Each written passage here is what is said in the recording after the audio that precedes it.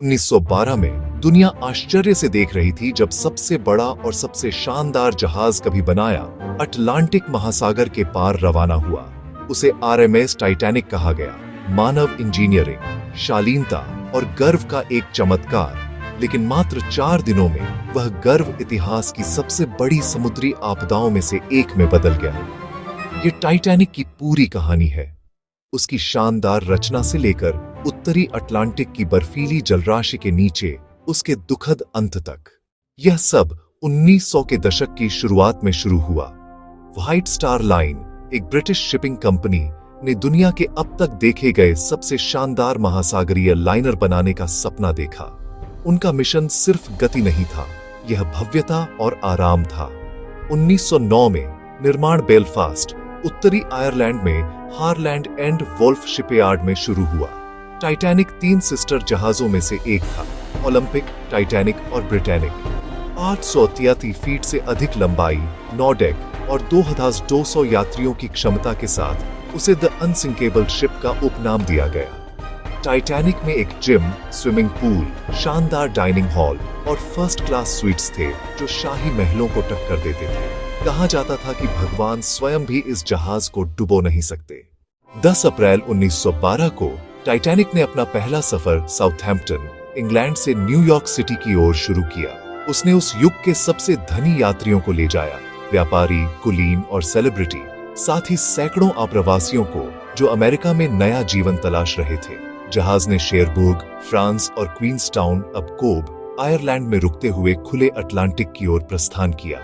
पहले कुछ दिनों के लिए सब कुछ परफेक्ट था, शांत समुद्र, साफ आसमान और हर डेक पर हंसी।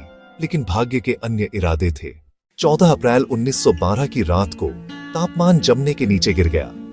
रात 11:40 बजे लुकआउट फ्रेडरिक फ्लीट ने दूर कुछ देखा, आइसबर्ग राइट अहेड। जहाज को मोड़ने की हताश कोशिशों के बावजूद बहुत देर हो चुकी थी।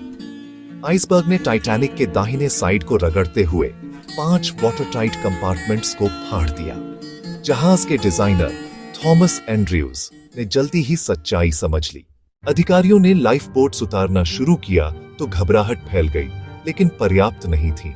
टाइटैनिक पर केवल 20 लाइफ बोट्स थीं, जो बोर्ड पर मौजूद लोगों के आधे के लिए पर्याप्त थीं, और अराजकता में कई लाइफ बोट्स आधी खाली उतारी गईं। जैसे ही बर्फीला पानी निचले डेक में भर गया, जहाज की लाइट्स झिलमिलाईं और ऊपर की ओर झुक गईं। संगीतकारों ने बजाना जारी रखा। उनका अंतिम गाना नीरर माय गॉड टू दी माना जाता है। सुबह 2:20 बजे टाइटैनिक 2 टुकड़ों में टूट गई और लहरों के नीचे गायब हो गई। उस रात 500 से अधिक लोगों ने अपनी जान गंवाई, पुरुष, महिलाएं और बच्चे, जबकि कारपाटियां घंटों बाद बचे हुए लोगों को बचाने के लिए पहुंची। दुनिया स्तब्ध रह गई। अखबारों ने इसे A ship that should not have sunk कहा। जांचों ने सुरक्षा प्रक्रियाओं में खामियों का खुलासा किया। बहुत कम लाइफ बोट्स, अनदेखी आइसबर्ग चेतावनियां और तकनीक में अति आत्मविश्वास। लेकिन त्रासदी से बदलाव आया। नए अंतर्राष्ट्रीय कानूनों ने जहाजों को बोर्ड पर सभी के लिए पर्याप्त लाइफ बोट्स ले जाने और 24 घंटे रेडियो वॉच बनाए रखने की आवश्यकता की। दशकों तक टाइटैनिक का मलबा अप्रयुक्त पड़ा रहा, महासागर के नीचे एक रहस्य। फिर 1985 में महासागर वैज्ञानिक डॉ. रॉबर्ट बालार्ड ने आखिरकार उसे पाया, समुद्र तल पर 12,000 फीट से अधिक गहराई में आराम करते हुए। जहाज की खोज ने वैश्विक आकर्षण को फिर से जगा दिया और अनगिनत अभियान, किताबें और फिल्में आईं, जिनमें जेम्स कैमरन की 1997 की कृति टाइटैनिक शामिल है। टाइटैनिक मानव महत्वाकांक्षा का प्रतीक बनी हुई है और मानव कमजोरी का। वह डुबोने योग्य न होने के लिए बनाई गई थी, फिर भी अपने पहले ही सफर पर डूब गई। 1 सदी से अधिक बाद उसकी कहानी हमें याद दिलाती है कि हम जितने उन्नत हो जाएं, प्रकृति के पास अंतिम शब्द होता है।